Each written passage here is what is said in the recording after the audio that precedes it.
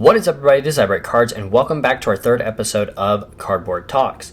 Now, in this week's episode, we are going to be talking about the Topps Million card pack opening. But before we do that, let's discuss last week's show.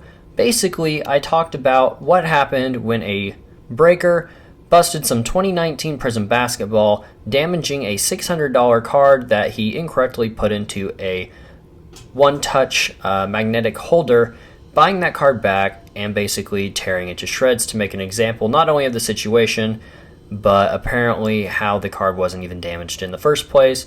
He made up for it, but he also had some wrongdoings in there. So if you want to go and listen to that episode, it is on the YouTube channel. It's just 2 videos back, as I only post 2 videos per week, one of these and one pack opening. So without further ado, let's hop into our third episode. This week, we are talking about Topps' Million Card Pack opening. Right now, Topps is planning on hosting a RIP party to celebrate 2020 Topps Baseball Series 1 on February 4th. Now, this little pack opening will basically host a ton of breakers in AT&T Stadium. They are bringing in lots of popular breakers, which does include Davin Adams, but unfortunately not the Buck City Break guys, who I've been following for quite a while and believe that they are great breakers. Now, I understand they do a lot of football and a little bit of baseball, but I would have loved to see them there, and that is something I definitely would have tuned in just to watch them. Now, because of this event, we will get an early look at the product that does release to the public 3 days later on February 7th. Again, this event is going down. Live streams available probably on YouTube or through the websites of the breakers on February 4th. This year's product will include top rookies Gavin Lux, Bo Bichette, and Yordan Alvarez. Hopefully I pronounced those right. And they'll have their first official Topps rookie card in these products. You'll, of course, have a chance to pull Home Run Challenge cards, which right now are more common in retail than they are in jumbo boxes that cost a whole lot more. In retail, I believe they were 1 in 10 packs, and there are 30 players, while they were just 1 per jumbo box last season. I did post a picture on my Twitter last year, which ironically is just hardly into 2020, but in last year's Topps Series 1, where I showed you guys how much jumbo I bought just to pack one of those cards. I ended up only packing 2 or 3 on the season, and I could not guess any of them right. I even bought a week's worth, and the player ended up getting injured and hitting a home run the day after I actually ended up submitting all those cards for. So I submitted them for a week straight, and on that 8th day, he hit that home run. So it was a little disappointing, but regardless, those are in the packs again this year. And you also have a chance to pull, which I imagine these are quite rare, a Celebration of the Decade ticket. Now, this is for a Topps exclusive party, which will be held in Las Vegas, Nevada. Now, this being said, you guys do now know the backstory, or at least what I could find on the Topps website and in the article about it. Reading through the comment section, I wanted to get opinions, and I even reposted this on Twitter 4 or 5 times, with no one really commenting their opinions, so it looks like it's all up to me today to put my opinion out there. Now, looking at this going on, again, it is something that is happening at AT&T Stadium. It is a baseball break, and this is obviously a promotional opportunity and event.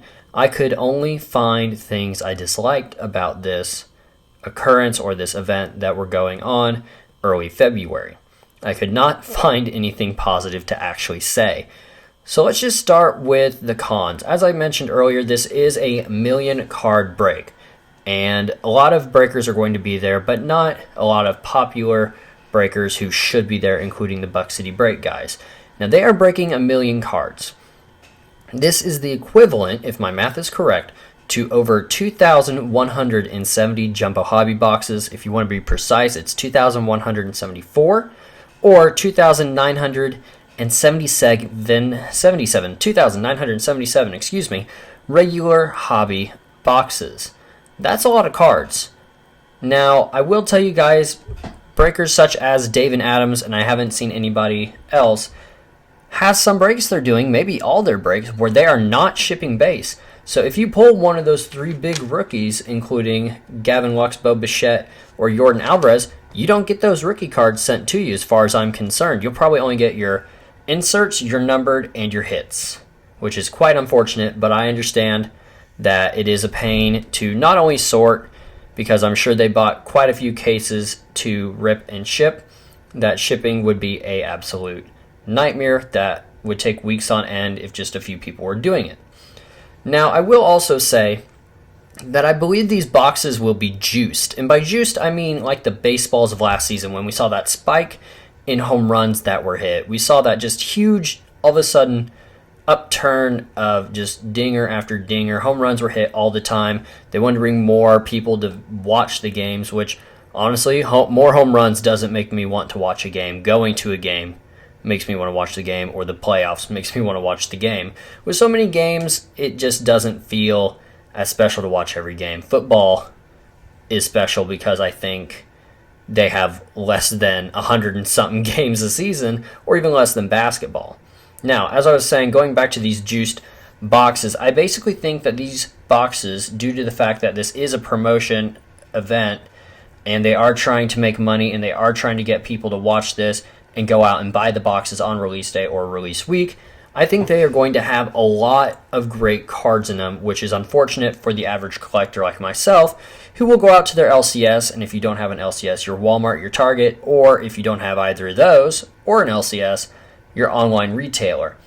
All these great hits are probably going to just go out to somebody who bought it through a breaker, which, again, I have nothing against breakers, but these boxes are going to have a lot of great hits simply because they're trying to show that this is a great product. I expect a lot of 1-of-1s to be packed. I don't know if there's booklets, but if there's booklets packed, Lettermans will be packed. I mean, printing plates will be packed. Autographed Legends will be packed. I mean, so on and so forth. A lot of great cards are going to come out of this product, and that's kind of unfortunate to me personally because I feel like everyone should have an equal chance. Now, if you buy a spot into these breaks, then I applaud you because you're taking that chance. You're taking the same risk that somebody who goes out and buys packs has to do, if that makes sense. Now, we're also going to talk about that quite a few of the products, best hits, again, as I already said, could be pulled. However, I don't believe that there are any local LCSs from AT&T Stadium area around Dallas actually being there, which is kind of unfortunate that they're not getting the name of local places out. Those are people who buy their products as well. They're not major corporations, I understand, but still, it'd be nice to get those people out and about and their name out there. As I warned you guys already, not all breakers will be shipping all cards.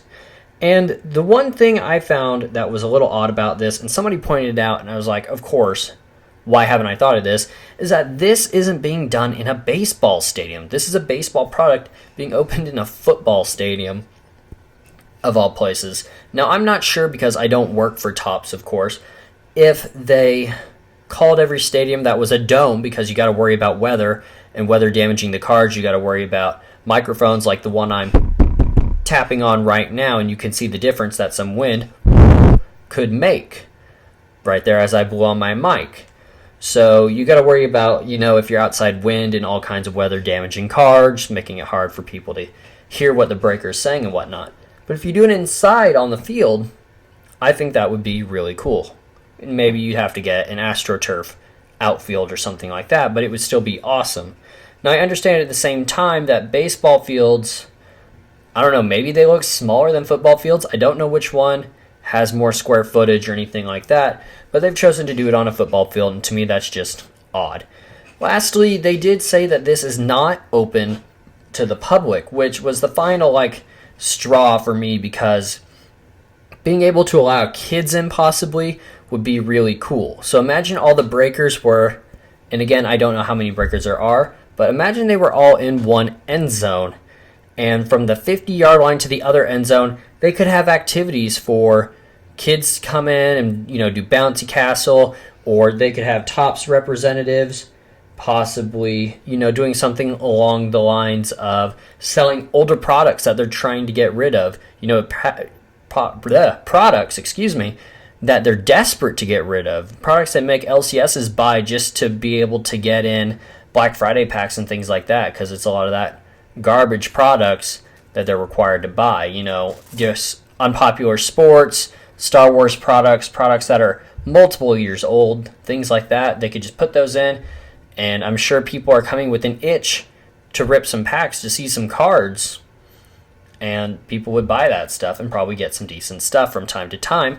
You can also look at this as not only a venture to show, hey, here's what the cards look like ahead of release, which a lot of us already know through Cardboard Connection what these cards will look like, but also as a money-making endeavor. Yes, they're going to be making money from the cards, but they could also charge an admittance fee. They could charge for these boxes that they're selling. You could charge for, food, if at all possible.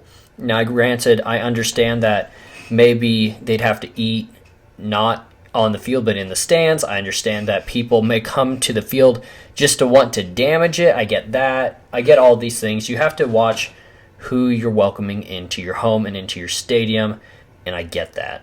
But I think there was a way that they could have just made this not just about the breakers, not just about, promotion saying, here is our cards, here's what it's all about, but they could have made it more fun for the community, all ages, and possibly made a little bit more money in the end. That's just my 2 cents, guys. Again, no opinion is right or wrong. You guys can always feel free to comment on the video and let me know down below. Maybe there's a pro I didn't think of. Maybe there's a con I didn't think of. Maybe there's something you guys would have liked to see them do. Personally, for the perfect opportunity, I would have watched it if Buck City Breaks was there, for one, and for two, if it was actually held in a baseball stadium, park, whatever you want to call it. Those 2 things would have did it in for me. I would have thought that was really cool, because I have bought into breaks before where they take all the rookies selected in the first round and do pack openings with them. I bought into one of those at Mojo Break one time, and that was really cool. So something like this is awesome, but I think things could have happened differently, or they could have made some different choices. But that is all from me, guys. Don't forget to comment down below and subscribe. Tell me what you guys want me to talk about next week. I always come up with a plan of something to talk about, and then something like this occurs, or something happens in the hobby on a weekly basis where I'm just like, I want to talk about that instead. So as you guys know, I wanted to talk about why I stopped doing breaks in my first week, and that has gotten pushed back 3-4 times. So that being said, guys, I do hope you all enjoyed. Thank you guys so much for watching and listening. I appreciate the support as always, and I will talk to you all later.